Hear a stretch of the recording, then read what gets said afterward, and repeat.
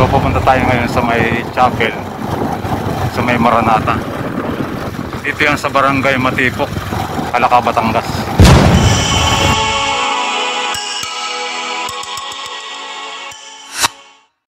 Medyo mabangin siya, mabangin.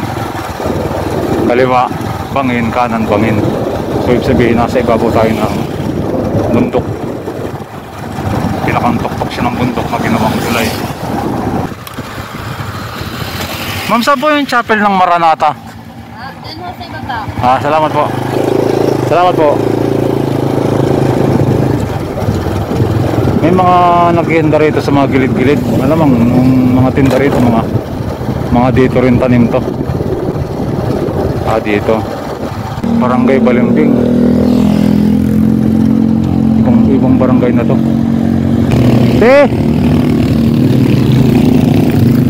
Saan po yung Maranata Chapel? Maranata Chapel. Maranata? Opo. Yan na, makalusog yan. Dito. Oo, sa ibaba school. Okay po, sige po. Salamat po. Batanggin niya talaga ang ating mga pagkanuman dito. Siya, Losong, kung tawagin sa Batangas, Palosong. Sabihin, pababa. Kaya kailangan malakas ang preno rito sa pagpunta mo rito sa mga ganitong lugar. Kondisyon ng preno mo.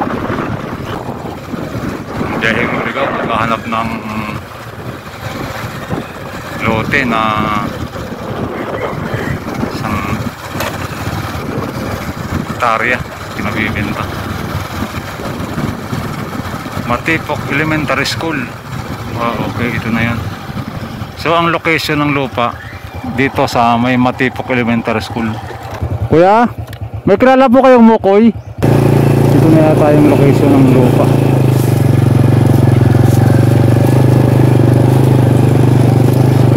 Ito.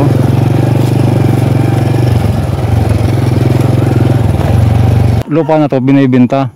Ngayon pinapunta niya ako rito para makita ng konti yung location para ma-video ko yung lugar.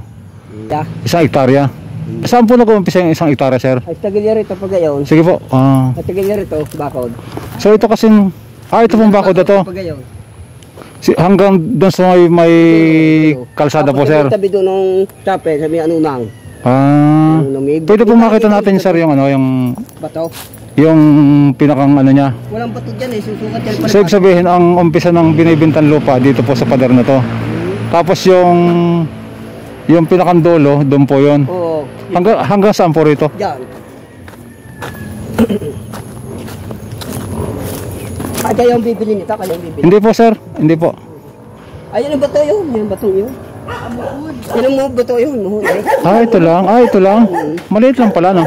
Kapag gayon. Ito. So yung bahay po na yun, hindi po kasama, no? Hindi. Okay. Dumanyan sa liit yan.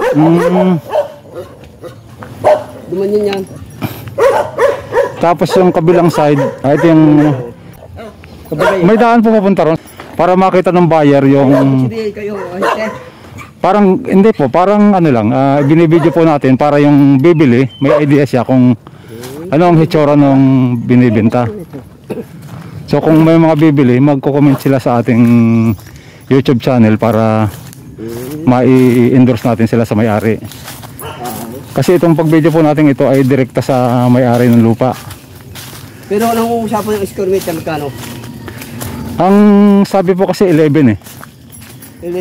11M po ito. Itong pagbibenta po ito. Opo. Kasama po ito sa lote, sir? Hindi na? Kasama ito. So sa mga bibili, ay kung siya ko kausap niyo yung bibili. Pausap na. Actually po, sir, itong video ito ay mapapanood ng mga prospect na bibili. Ika sa manggang niya, huli manggang yun. Okay. Yung duhat na yun, pag ganyan duhat. Hindi po score ang sukat ng lupa. Iyo, pag gayon. Mula sa daan, score yun, diretso yan. Pag ganun po? Diretso. Ayaw mo po na yun, sir. Ano po ang... Ay, di gagay mabalagbag. Bali... Mabalagbag pag gayon. Parang... Malalim na ito eh. Hindi nakasama yung ilog na yan. Malagnas na yan, lalim. Pag ganun siya. Okay. Ikutin lang po natin kung titong sir. Para yung bibili Alam niya kung hanggang saan yung boundary ng kanyang bibilhin lupa. Sa dulo, tatabasan pa ito eh. Ah, Tatabasan pa ito sa amin. Tatabasan pa namin ito. Wala pa rin pera. ganun. Ano sabi? Mm. So sa mga interesadong bumili ng lupa na to, ito ay nasa Barangay Matipok. Ano po sir? Barangay Matipok, Malong to, sa ito. Calacab, Batangas. Ito hanggang dito sa buta rin. Saan po? Pagayong. Straight. Simula po rito, papunta ron. Hindi na po kasama to. Ito nangyayari. Okay. Madaling i-identify yung lupa. Kasi kabisado ni Kuya yung isang hektarya na sakop ng lupa. Dati 1 milyon din eh. Opo. Mura na. 11 million po ang... Mura na. Dali tabindaan kayo 4,000.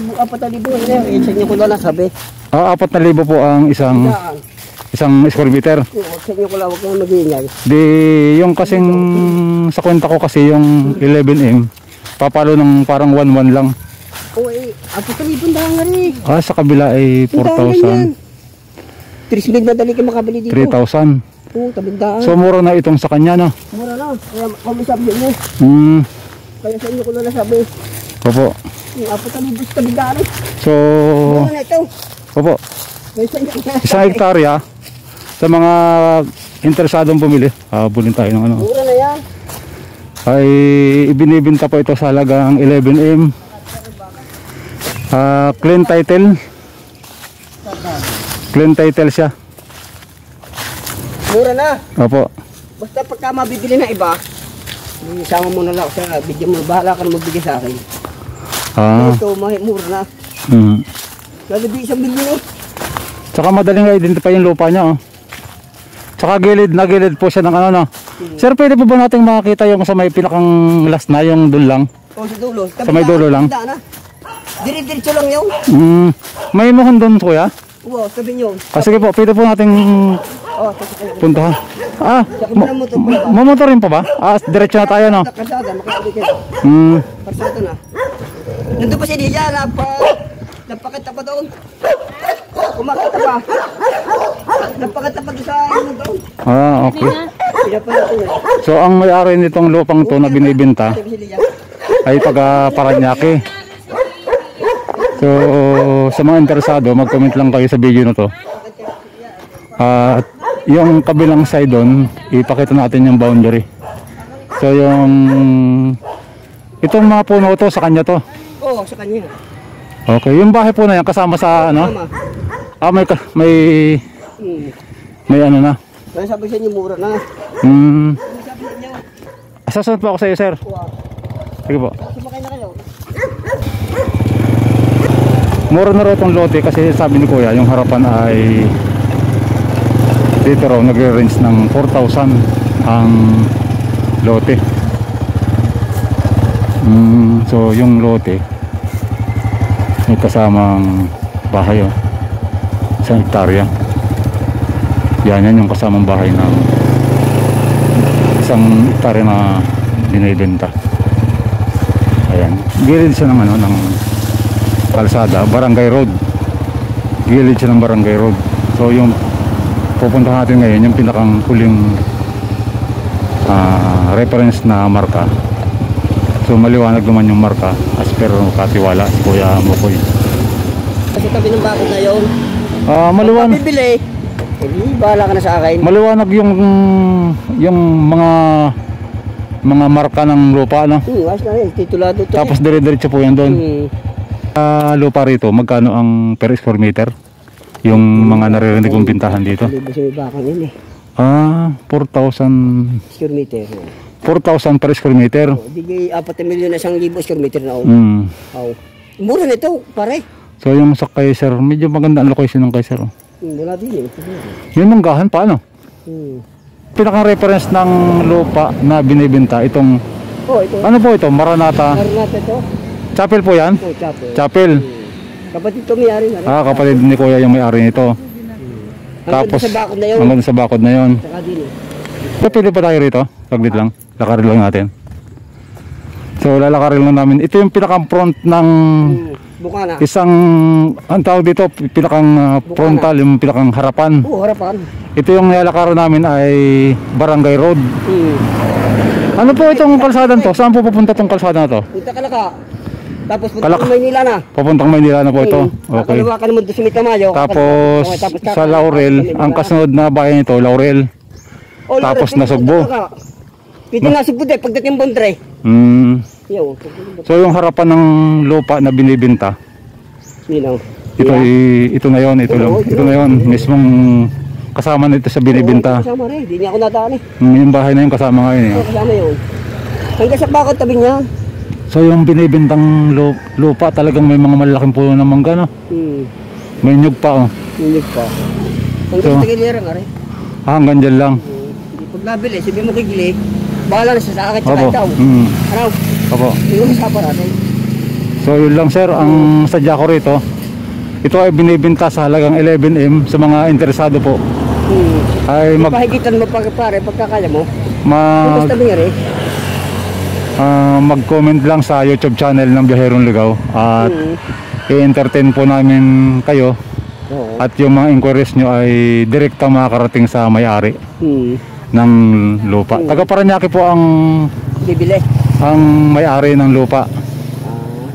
Updated sa Amilyar at saka titulado siya. Titulado ito? Titulado siya. Tatapasan pa sa amin yan eh. So, tatapasan ko pa nga yan eh. Oo.